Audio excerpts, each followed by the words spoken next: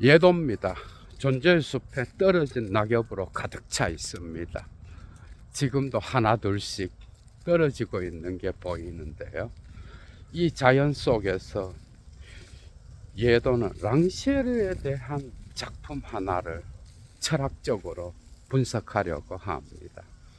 74년도에 출간된 라르송 달티세, 알티세르의 교훈이라고 하는 작품인데요. 랑시에르의 이 작품은 그 이후에 이어지는 80년대 프롤레타리아의 밤, 무지한 스승, 90년대 중반 불화, 그리고 2000년대 들어서면서 출간된 감각적인 것의 분할 등등, 그 이후에 철학적 사유의 길을 볼 수 있는 출발점인 거예요. 이미 예도TV 재생 목록 랑시에르라고 하는 제목의 목록에 이 모든 강의가 들어있는데요. 알티세르의 교훈, 이 작품에 대한 분석을 통하여 여러분들이 랑시에르 철학의 어떤 사유의 핵심을 발견할 수 있는 그런 시간이 되지 않을까 생각합니다. 오늘 또 예도의 클래스로 풀어내겠습니다. 강의의 가치를 아시는 분은 사막의 철학을 위하여 예도TV 후원에 참여해 주시면 감사하겠습니다. 이 작품 정말 중요하죠, 그죠? 왜 랑시에르는 자기 선생 알티세르와 결별했을까? 60년대 초중반에만 해도 자본론을 일자라고 하는 선생 알티세르의 기획에 참여하여 65년도에 리을 르까피탈이라고 하는 제목으로 책을 출간하기까지 했는데, 어떤 변화가 있어서 랑시에르는 선생과 결별을 선언했을까? 이 결별은 끝까지 갑니다, 여러분. 그냥 자기 선생에 대한 사유를 비판적으로 수정해서 그것을 계속해서 이어가면서 자기의 철학을 수행하는 게 아니라 완전히 결별해버리는 거야. 완전한 결별. 그것은 알티세르가 세상을 떠나고 난 이후에 생드니에 있는 파리 8대학에서 정치 철학의 대가들이 모여서, 대개 알티세르의 제자들이죠, 그죠? 알티세르의 철학에 대한 비평의 자리를 마련하여 거기에 다양한 철학자들이 참여하는데요. 91년도에 알티세르가 세상을 떠나고 거의 1년 안 지나서 모인 자리겠죠, 그죠? 이 세미나에서도 랑시에르는 알티세르의 철학적 사고는 실패했다라고 선언하죠, 그죠? 이 자리에 라자리스, 바디우, 여러분들이 이름만 들어도, 그죠? 오늘날 활동하고 있는 정치 철학자들, 전부 다 대가들이죠, 그죠? 랑시에르, 발리바르, 라자리스, 바디우, 이런 철학자들이 모인 거예요.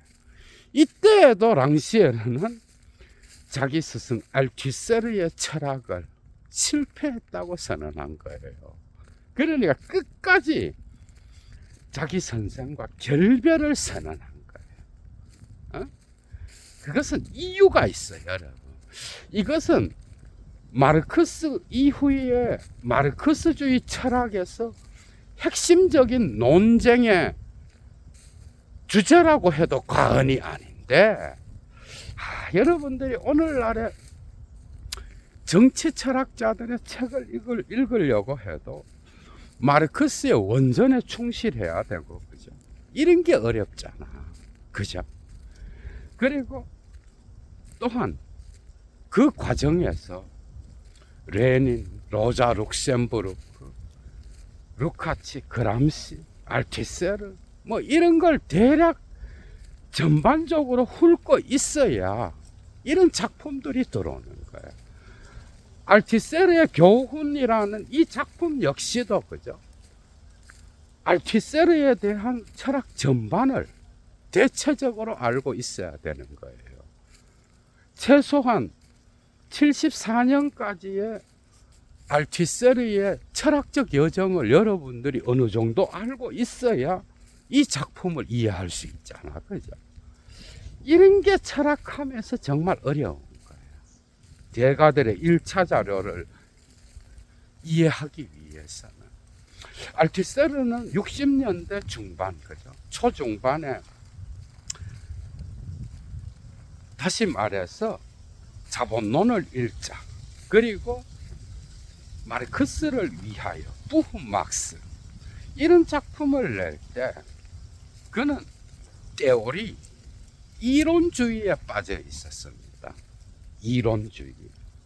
그러니까 이론적 실천을 강조하면서 철학의 자리를 말하는, 과학에 대한 과학으로서 철학을 주장하는 이 시기, 막스의 철학을 과학으로서 간주하고 역사적 유물론을 역사과학으로 해석하는 그 시기죠, 그죠? 그래서 레비스트로스의 구조주의를 적용해서 철학을 펼치는, 사회 구성체의 구조를 분석하는 이 시기. 이 시기는 이론주의 과학으로서 철학은 과학에 대한 과학인 거예요. 그런데 그 이후에 이제 레닌에 대한 철학적 분석을 수행하면서 달라지게 되는데, 이 시기부터 알투세르의 철학은 계급투쟁이 중요해집니다, 여러분. 어? 그러니까 이 계급투쟁이 어떻게 보면 자기 비판의 시기와 연결되는 거야. 응? 이 시기에 나온 작품은 레닌 엘라 필로소피, 레닌과 철학, 그리고 철학과 과학자들에게 자생적인 철학, 이런 작품들이 있죠, 그죠? 그리고 그 이후 74년도에 엘레몽 도토 크리티크, 그러니까 자기 비판의 요소들이라고 하는, 사실 알투세르의 교훈은 이 자기 비판의 요소들에 나오는 존 루이스와의 논쟁으로부터 출발합니다. 그러니까 그 이후에 전개된 알투세르의 마주침의 유물론, 우발성의 유물론의 시기는 이 작품 안에 포함되어 있지 않겠죠, 그죠? 알투세르의 교훈에서. 그건 여러분들이 참조해야 될 것 같습니다. 그러나 그 이후에도 랑시에르는 완전히 다른 철학의 길을 가죠, 그죠? 그래서 그 이후의 시기가 계속 전개되었다라고 하더라도 알투세르의 철학은 랑시에르와는 완전히 다른, 랑시에르는 목 없는 자들의 목, 그리고 배제된 자들을 위한 정치, 이런 것들을 말하면서 언제나 레갈리테 퐁다명딸이라고 하는, 그러니까 근본적인 평등으로부터 출발하는 철학인 거예요. 인간의 지성에는 차이가 없다. 레갈리테 퐁다명딸, 그러니까 근본적인 평등을 말하는 거죠, 그죠?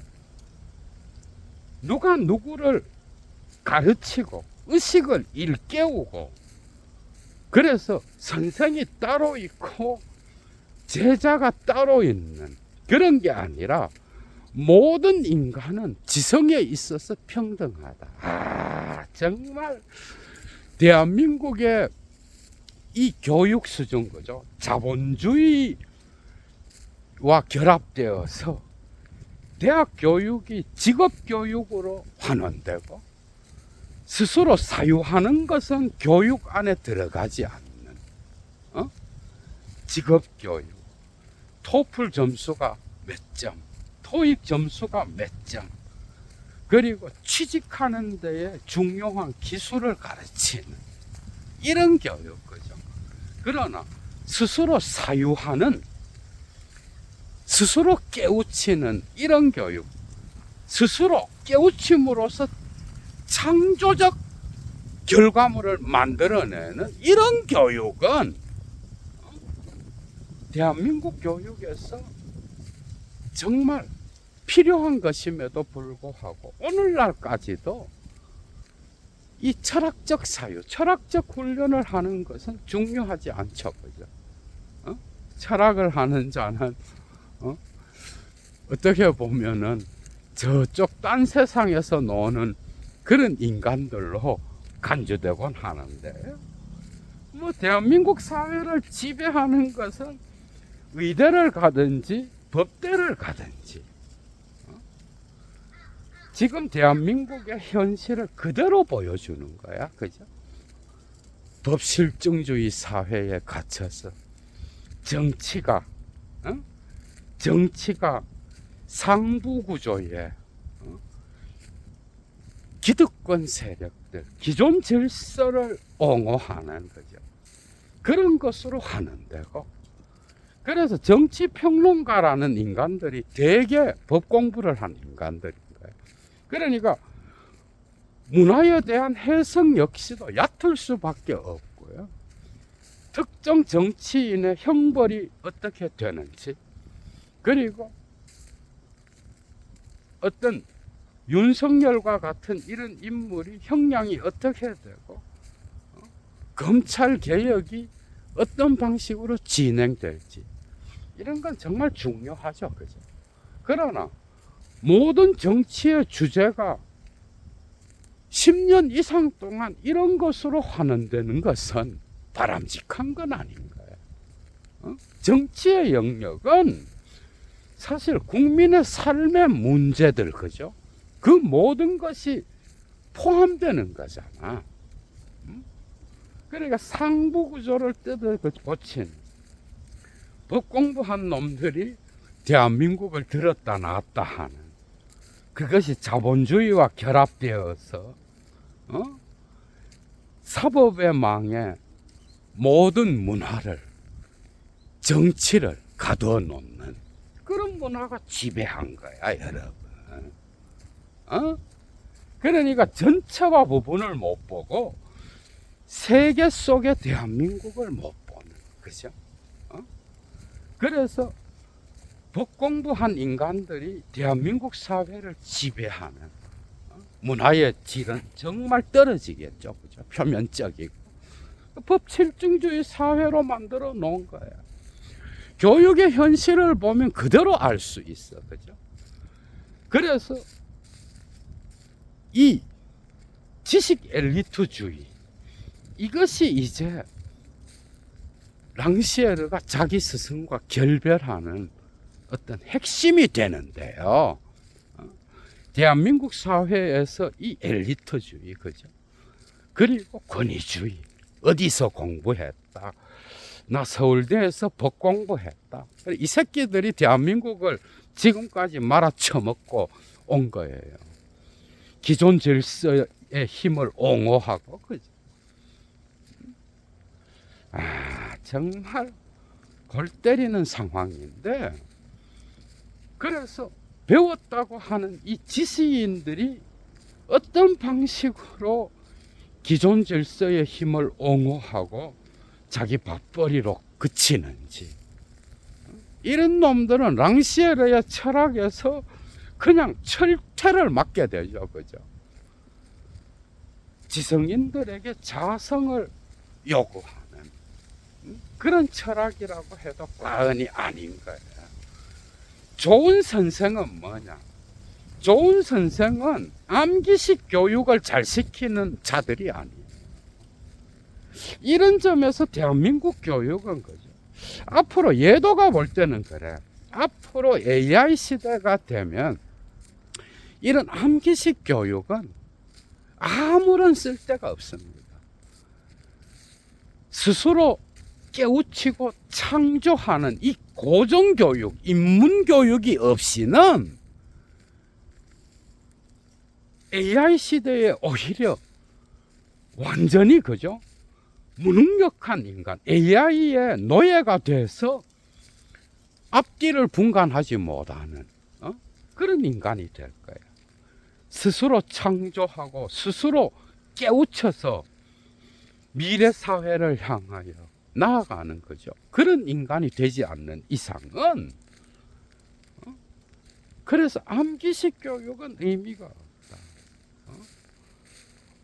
고전 인문학의 철학 교육을 통하여 스스로 창조하는 훈련이 되지 않는 자들은 오히려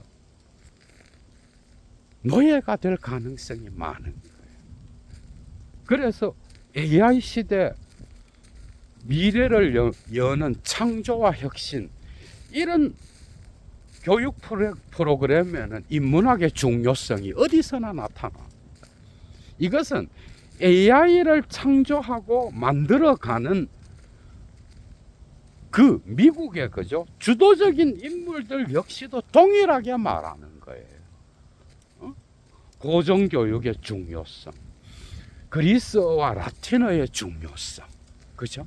그래서 그들은 자식들에게 이러한 언어 교육뿐만 아니라 철학 고전을 갖고 스스로 깨우쳐서 사유하게 하는 그런 교육을 시키는 거예요. 이런 것들이 이제 대한민국에서도 접목이 돼야 되겠죠, 그죠? 그러니까 랑시에르가 알티세르의 교훈에서 출발점으로 삼는 것은 바로 존 루이스와의 논쟁에서 나타나는 포이에르바하 태제, 그죠?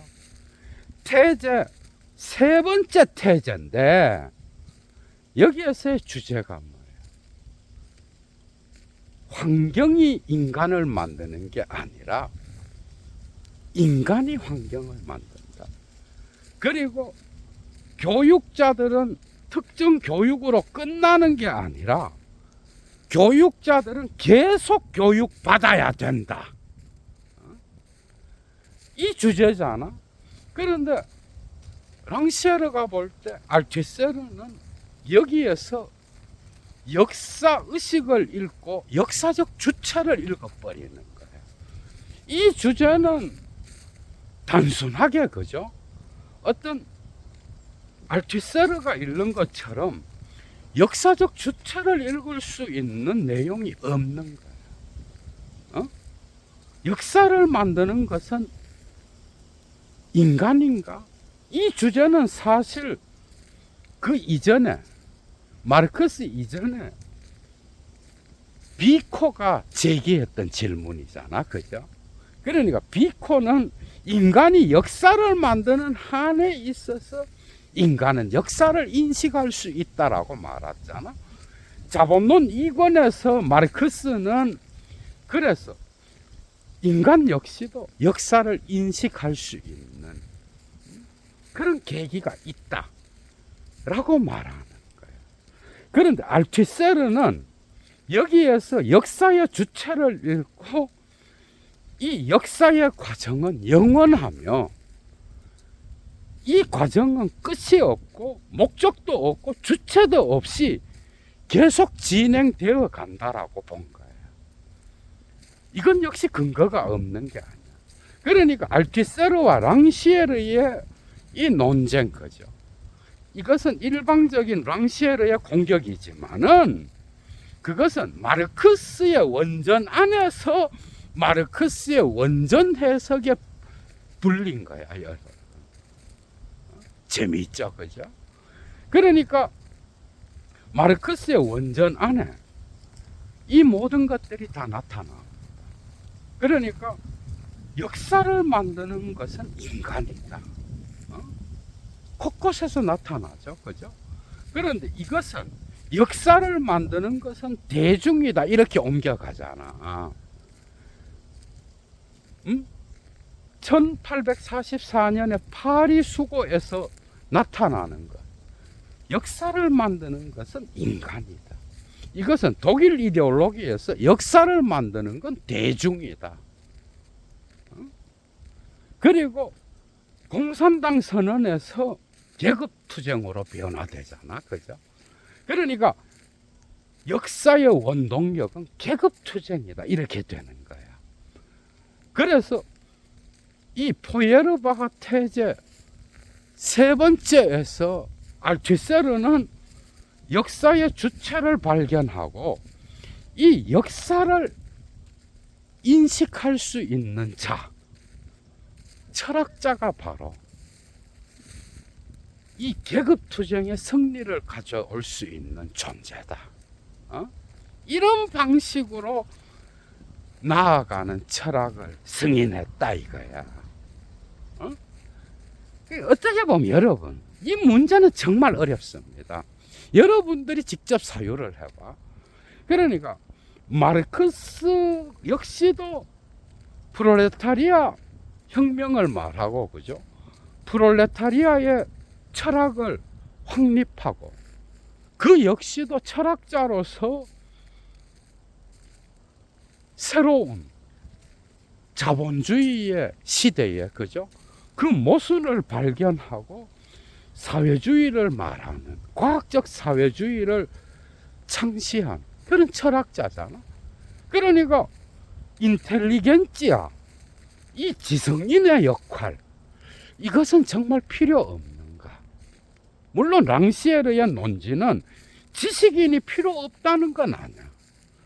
그러나 이 지식인의 역할이 민중의 어떤 그 삶, 민중의 정신, 민중의 의식 위에서 이 민중들을 선도하고 지도한다라고 해서 민중들 위에 자기를 놓는 거, 이건 안 된다.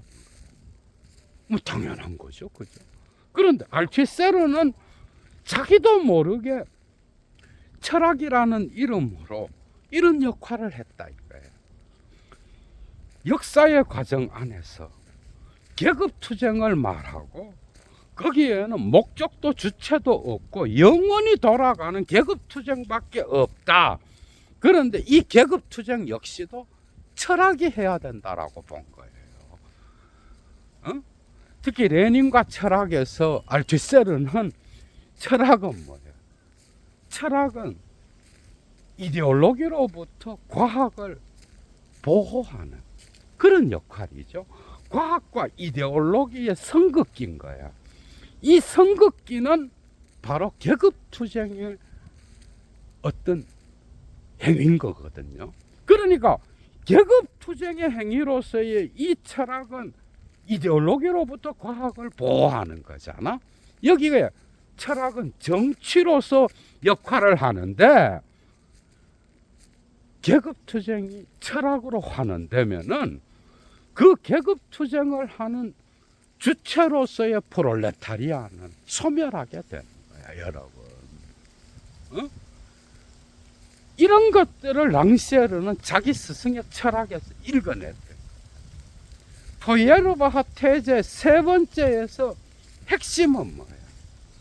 핵심은 모든 인간은, 그죠? 모든 인간은 지적인 능력에 있어서 평등하다는 거잖아. 사실 역사를 만드는 것은 대중이다. 이것은 마오쩌둥의 이론이었고, 그리고 이것은 단지 어떤 지성인으로서의 철학자가 도와줘야 역사를 만든다라는 게 아니라는 거예요. 이것은 대중들 자신의 능력과 관계되어 있다는 거.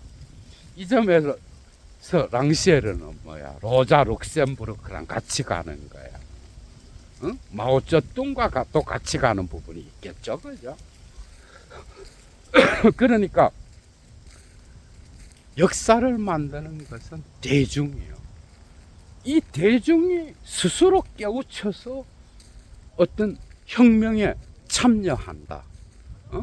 역사의 의식을 일깨워 주고 그 도움을 받아서 계급투쟁으로 나아가는 게 아니라 스스로 자발적인 운동에 의하여 계급투쟁으로 나아가는 거예요. 그러니까 지식인의 역할, 인텔리겐치아의 엘리트주의와 권위주의를 까면서, 그죠? 이제 자기 자신의 철학을 수행해 가는데, 이 문제는 정말 어려워. 막스 역시도 지식인으로서 프롤레타리아의 철학을 확립했죠. 그리고 레닌 역시도 그렇게 한 거예요. 레닌 역시도 인텔리겐치아의 역할을 무조건 부정적으로 보지 않았어요. 외부에서 프롤레타리아 계급의 혁명 정신을 일깨우는 자들이 인텔리겐치아다. 그러나 이 지식인들을 또한 위험한 자들로 보기도 했어. 양면적이었어요, 레닌도. 그러니까 이 지식인들은 일하지 않고 밥을 벌어 처먹기 때문에 이 자들은 부르주아의 그 안락함과 편안함, 그쪽으로 빠질 가능성이 많다. 그래서 언제나 경계해야 되는 존재들이다. 양가적으로 봤죠, 그죠? 그람시 역시도 그래요. 그람시는 이 문화의 헤게모니를 잡기 위하여 프롤레타리아 당은 이 유기적 지식인을 오히려 독려하고 육성하고 키워야 된다라고 말하잖아, 그죠? 그러나 전통적 지식인 부르주아와 결합하여 그 문화의 안락함에 빠져 있는 이런 지식인은 또 경계해야 된다라고 본 거예요. 양가적으로 나갔죠, 그죠? 랑시에르 역시도 지식인을 무조건 거부하는 게 아닌 거예요. 그러나 막스주의를 내가 갖고 있으며 나만이 마르크스의 원전을 읽을 수 있으며 나만이 이 권위를 갖고 있다. 이거는 거부하는 거야. 이해가 되죠, 그죠? 그러니까 사실 알투세르의 교훈을 쓰기 전에 이 랑시에르는 이미 60년대 말부터 자기 스승과 결별합니다. 사실은 68 운동에서 알투세르의 태도라든지 그리고 68 운동의 시점과 더불어서 파리 8대학의 철학과가 개설되잖아, 그죠? 여기에 뭐 푸코도 들어가고 뭐 이런데 어찌되었건 이 과정에서 철학과 교육의 문제, 이런 것들이 핵심적으로 대두되잖아, 그죠? 이때 알투세르의 태도 역시도 엘리트주의와 같은 그런 권위주의적 모습을 보인 거야. 특히 그의 이데올로기로는 이데올로기의 장치를 볼 수 있는 철학자가 아주 중요한, 그죠? 역할을 하잖아. 일반 대중들은 가스라이팅 당해서 이데올로기의 허위의식에 빠져서 역사의 진리를 파악하지 못하는 그런 존재로 간주되잖아, 그죠? 그래서 69년도에 랑시에르는 이미 이데올로기론이라고 하는 논문에서 알투세르와 결별하고 있어요. 그러니까 74년도에 알투세르의 교훈을 쓰기 벌써 5년 전부터, 그죠? 5, 6년 알투세르와 균열을 감지할 수 있는 그런 관계로 들어갔다라고 하는 거예요. 그래서 알투세르는 이러한 포예르바하 태제의 세 번째 태제를 오해하여 이중적 분할을 만들어내는데, 마치 역사 안에서 계급투쟁을 볼 수 있는, 계급투쟁의 동력을 심어 넣을 수 있는, 사유할 수 있는 자, 그러나 생산하지 않는 자, 다시 말하면 지식인과 그리고 생산하지만 사유하지 못하는 자, 노동자, 프롤레타리아를 나누면서, 이 프롤레타리아는 자연과 직접 노동을 통하여 실천하기 때문에 역사의식을 가질 수 없다, 이렇게 보는 거예요. 그래서 철학자가 개입하여 철학을 통하여 이 계급투쟁을 일깨워야 된다. 그러니까 대중과 민중과 프롤레타리아는 역사로부터 단절되어 있다, 이렇게까지 나갑니다. 엘레몽도 또 크리티크에 나타나, 존 루이스와의 논쟁에서. 그러니까 기가 찬 거죠. 철학자가 계급투쟁을 대변하는 그런 자리로 등극하고, 이 일반 대중 프롤레타리아 계급은 이 철학자의 교육을 받아야 되는, 이들은 역사로부터 단절되어서 노동만 하는 그런 자로 전락하게 된다. 그래서 사회에는 이중적 분할이 나타나는데, 그것은 철학의 역할을 통하여 역사의 움직임을 볼 수 있는 사유하는 자와 사유하지 않고 노동하는 자, 생산하는 자가 나누어지게 된 거야. 이 이중적 분할을 알투세르의 철학에서 발견한 랑시에르는 이제 완전 결별을 선언하게 되는 거예요. 응? 초기의 알투세르는 이론주의에 빠져서 철학을 과학에 대한 과학으로 간주하고, 그죠? 그리고 과학과 철학을 연관시켰다라고 한다면, 레닌과 철학, 그리고 철학과 과학자들의 자생적인 철학을 쓸 때는 이 철학은 이제 정치와 관련되는 거예요. 자기 비판의 시기라고 하기도 하죠, 그죠?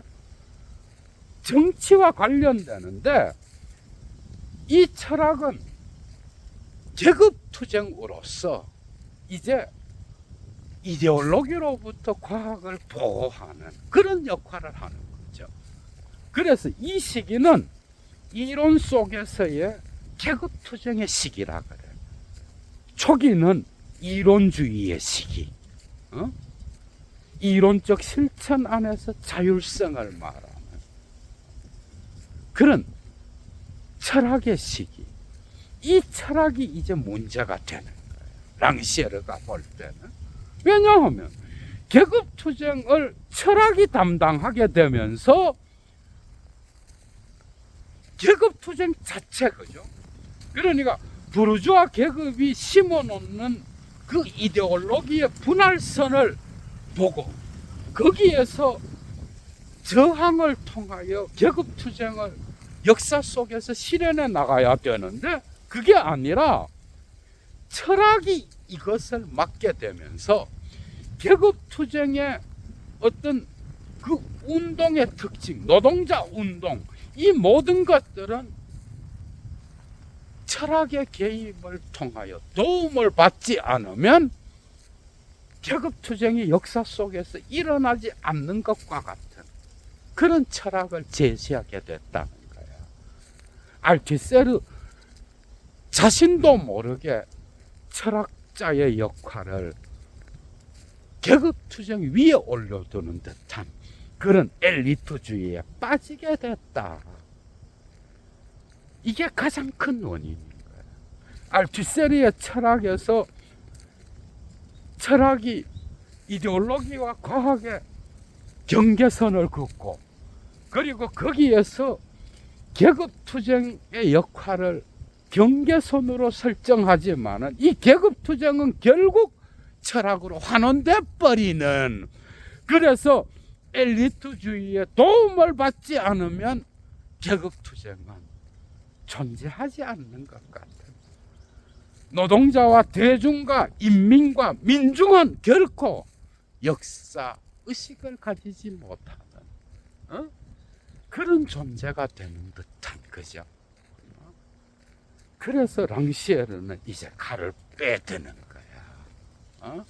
이런 철학은 결국 마르크스주의를 오해하고 결국 계급투쟁을 일으킬 수 있는 계급의식을 심어주는 자와 그리고 그 의식을 교육을 통하여 일깨움을 받아야 하는 자, 노동자와 그리고 철학자의 분리선이 확정되게 됐다라고 하는 거. 그러나 철학은 이미 애초부터 고대 철학부터 이러한 정치의 소멸을 가져오는 그런 입장을 보였다는 거. 플라톤은 국가에서, 그죠? 국가에서 철인 정치를 말하면서 생산하는 자와 노동자, 그 당시에는 노예겠죠, 그죠? 그리고 수공업자들, 이 생산하는 자들을 정치의 영역에서 배제시키면서 정치는 철학과의 관계에서 소멸되게 됐다. 정말 이런 철학은 정말 멋지죠, 그죠? 누구를 교육시킨다라고 하는 것은 어떤 암기식 교육을 통하여 주입하고 그리고 선생의 권위를 학생에게 강요하는 것이 아니라 진정한 교육은 학생 스스로가 스스로 깨우침을 얻는 그런 방식이 돼야 된다는 거, 그죠? 이게 이제 랑시에르의 철학의 핵심인 거야. 노동자는 의식을 일깨우기 위하여 어떤 철학자나 더 높은 지성을 가진 자의 도움을 받아야 되는 게 아니라 노동자는 스스로 낮에 일하고 밤에 시를 쓰고 철학책을 읽는, 스스로 자기 자신의 의식을 일깨우는 그런 자들이었다라고 하는 거. 이것을 프롤레타리아의 밤에서 19세기에 노동자들을 고고학적으로 분석하면서 증명하잖아, 그죠? 무지한 스승에서는 19세기 자코토라고 하는 교육자의 실험을 언급하면서, 그죠? 진정한 교육은 학생이 스스로 깨우치도록 선생이 돕는 거다. 지성은 결코 배운 자들의 몫이 아니라 지성은 모든 자들에게 열려 있으며 지성은 평등한 것이다. 모든 자들은 어떤 기존 질서의 불의에 저항할 수 있는 거죠. 그런 지성을 갖고 있는 거예요. 여기에서 오해하면 안 되는 게, 여러분 현실을 한번 봐봐. 현실을. 낮에 일하고 밤에 철학책을 읽고 시를 쓰는 이런 노동자들이 있으면 당연히, 그죠? 이들의 지성은 뭐야? 어떤 교수보다, 그죠? 뭐 아래에 있다든지 이렇게 말할 수 없겠죠. 스스로 의식을 일깨우니까. 그런데 가만히 있어도 의식이 일깨워지는가? 그건 아닌 거예요. 랑시에르의 철학에서도 좋은 선생은 스스로 일깨우도록 학생이 자기 자신의 어떤 지식을, 그죠? 자기 자신의 의식을 일깨우도록 스스로 생각하고 스스로 사유하도록 돕고 독려하고 용기를 주는 자가 진짜 스승인 거야. 스승이 필요 없다가 아니에요. 그게 아니라 스스로 일깨우도록 도움을 주는 자인 거야. 그런데 우리나라는 어때요, 여러분? 물론 서구 유럽, 미국도 그렇겠죠, 그죠? 그 교수의 권위 앞에 학생들이 벌벌 떨고 정말 코미디죠. 정말 이런 모습들, 엘리트주의와 권위주의. 그러나 인간의 지성은 평등하다는 거. 랑시에르의 철학은 항상 여기로부터 출발하는 거예요. 레갈리테, 퐁다멍딸, 근본적 평등. 이 근본적 평등, 모든 지성은 동일하다, 인간에게. 그러나 스스로 자기 자신의 의식을 일깨우고 깨우치려고 훈련하지 않는 자도 동일하냐? 그건 아니라는 거예요. 이해가 되죠, 그죠? 선생이 따로 있고 학생이 따로 있어서 누가 더 높은 권위를 가지고 학생은 무조건 복종해야 되는 이런 관계는 없다는 거죠, 그죠? 대한민국의 엘리트주의 정말 코미디입니다, 여러분. 사실 윤석열의 내란을 지나면서 이 사법부의 법관들이 보여준 소위 한국의 엘리트주의라고 하는 자들, 엘리트라고 하는 자들, 이 자들의 행태를 여러분들이 봤잖아. 윤석열 때문에 대한민국의 엘리트주의가 어느 정도 균열을 얻게 됐고, 이제는 엘리트, 지나가는 소새끼가 웃는 거지. 저 정도 의식을 가진 놈들이 엘리트라고. 대한민국을 다 말아 처먹은 새끼들이죠, 그죠? 그러니까 엘리트주의에 대한 어떤 그 권위의식은 국민이 만들었어요. 국힘의 국민만 만든 게 아니라 이쪽 민주시민들 역시도, 그죠? 동일하게 교육을 통한 어떤 상위 계층의 재창조, 여기에 가담했죠. 여러분, 자식 교육을 한번 봐봐. 여기에 국힘과 민주당 어떤 차이가 있어, 여러분? 그러니까 교육이라고 하는 것을 통하여 그 사회의 상류층, 그죠? 이것을 재생산하려고 하는 이 욕망, 이것이 엘리트주의를 더욱 가속화시켰죠. 거기다가 대한민국은 이미 조선시대부터 이 선비들에 대하여, 학문을 하는 자들에 대하여 엄청난 존경심을 갖고 있잖아, 그죠? 그런데 그 지성인이라는 새끼들이 그 사회에 공공선을 위하여 한 게 뭐가 있는지, 여러분, 안철수를 지지하고 간접적으로 윤석열을 만들어낸 그런 철학자라는 인간이 미래포럼의 대표로 나가고, 그죠? 코미디인 거야, 여러분. 이런 인간이 무슨 지성인이야, 무슨 지식인이야. 그게 지식인 역시도 동일한 게 아닌가. 레닌, 그람시 전부 다가 이 지식인을 분류하고 있잖아, 그죠? 공공선, 공적인 것, 국가의 어떤 공동체의 어떤 의식에 기여하지 않는 새끼가 무슨 지성인이야. 자기 엘리트주의에 빠져갖고 자본주의 욕망에 빠져서 자기 자신의 부나 명예나 챙기려는 이런 새끼들, 그죠? 이런 자들이 국힘에만 있어요. 아이고, 참, 노무현을 팔아서 계파 정치를 하고, 그죠?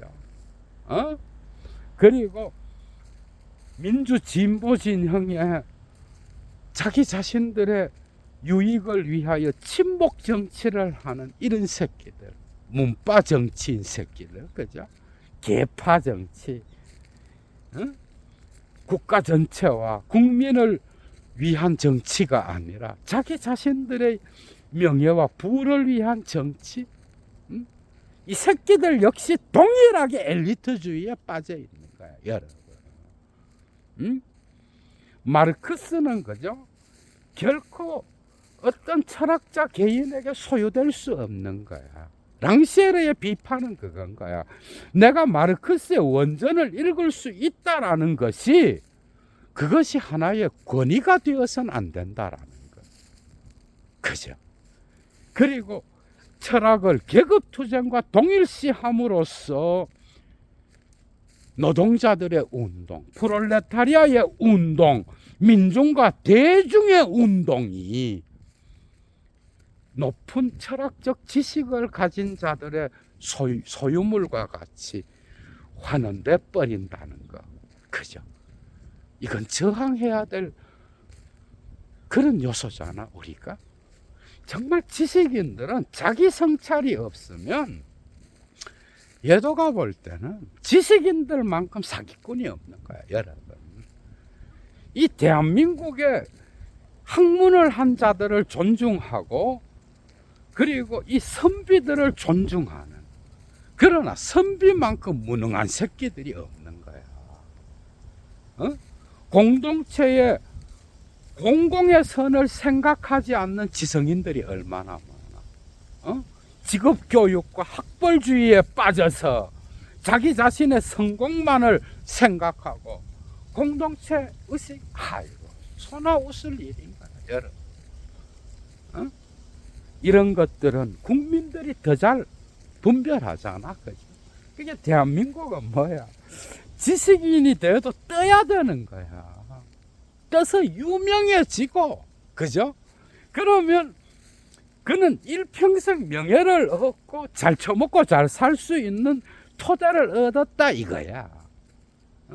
이런 놈들이 윤석열이가 내란을 일으켰을 때 목소리 한번 내는 거 봤어요, 여러분? 이런 새끼들이 무슨 지성인이야, 무슨 철학자요, 무슨 교육자야, 여러분. 정말 랑시에르의 비판은 과도한 면도 있습니다. 예도가 알티세르를 공부해 본 결과. 그러나 또한 이런 면도 있는 거예요. 알티세르에 대한 공격으로부터 우리가 배울 수 있는 건 역시도 그죠? 이 엘리트주의의 허상, 엘리트주의가 가져올 수 있는 그 이데올로기를 저격해야 된다는 거야. 그러니까 뭐야? 국민이 똑똑해야 돼요. 국민이 똑똑해야 정치인들이 정신을 차립니다. 특히 민주시민, 민주진보 진영에 있는 시민들이 깨어나야 돼요, 여러분.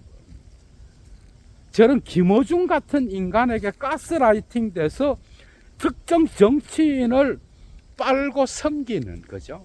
숭배하는 이 따위 거 정말 시대착오적인 거죠, 그죠? 이런 행태 자체, 이런 것들이 없어져야 되는 거야. 이 정치인들, 그죠? 이 자들 얼마나 엘리트주의에 빠져 있어요, 여러분. 계파 정치, 친목 정치, 참 지랄을 하죠, 그죠? 이런 거. 국민이 주인이에요. 노동자 운동은 지성적인 거였어요, 여러분. 랑시에르가 말한 것처럼 진짜 지성인은 국민이에요, 여러분. 톨스토이도 자기 작품들 곳곳에서 보여주는 것처럼 민중의 삶, 민중의 의식 자체가 지성이요. 지성인들보다 훨씬 똑똑한 게 민중입니다, 여러분. 그죠? 그런 것들을 제대로 봐야 되는 거예요. 그러니까 지성인은 제대로 된 자기 성찰과 자기 비판, 역사의식과 시대정신에 깨어있지 않으면 금방 개새끼가 될 수 있는 게 지성인인 거예요. 지성인의 엘리트주의, 소새끼가 웃을 일입니다, 여러분. 그러나 대한민국만큼 이 배운 자들, 뻘 좋은 자들, 공부한 새끼들, 그러나 자기 자신의 개인의 영달만을 생각하는 이런 놈들이 대한민국에서 대접받는 것은 그죠? 정말 세계 어디에서도 찾아볼 수 없는 현상인 거예요. 공공선을 위하여 아무런 의식도 가지지 않고 어디에서 공부했다 그러면 그냥 존경받는 이런 개 같은 선비주의, 그죠? 이런 것들이 없어져야 제대로 된 사회가 되는 거야, 여러분. 우리가 랑시에르로부터 이러한 것들을 배울 수 있는 겁니다. 철학은 정치를 소멸시켰고, 그리고 마치 프롤레타리아의 계급의식이 철학 아래에 있는 것과 같이 알투이스르는 철학의 길을 갔다 이거예요. 이 점에서는 진짜 철학자였다, 이래 볼 수도 있다는 거예요. 재밌었죠, 여러분? 얘도 물러갑니다. 주스.